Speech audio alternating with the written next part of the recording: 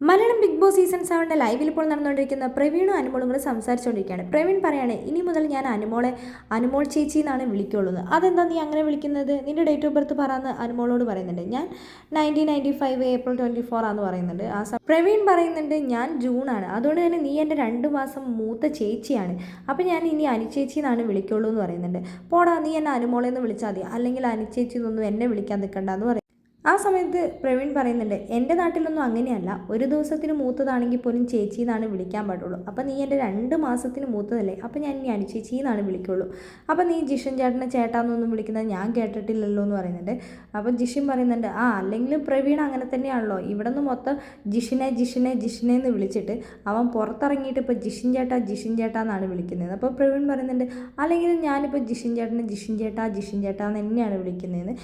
എന്നെ നീ അങ്ങനെയൊന്നും വിളിക്കാൻ നിൽക്കണ്ടെന്ന് അനുമോള് പ്രവീണിനോട് പറയുന്നുണ്ട്. പക്ഷേ പ്രവീൺ പറയുന്നുണ്ട്, ഞാൻ നീ എന്താണെങ്കിലും അനുചേച്ചി എന്ന് തന്നെ വിളിക്കുള്ളൂ. അനുമോള് പ്രവീണിനോട് പറയുന്നുണ്ട്, എടാ എനിക്ക് പുറത്ത് പോയിട്ട് വേണം നോക്കാൻ, പലരും ഇവിടെ ഡേറ്റ് ഓഫ് ബർത്ത് തെറ്റിച്ചാണ് കൊടുത്തത്. അതൊന്നുമല്ല, എൻ്റെ കറക്റ്റാന്ന് പ്രവീൺ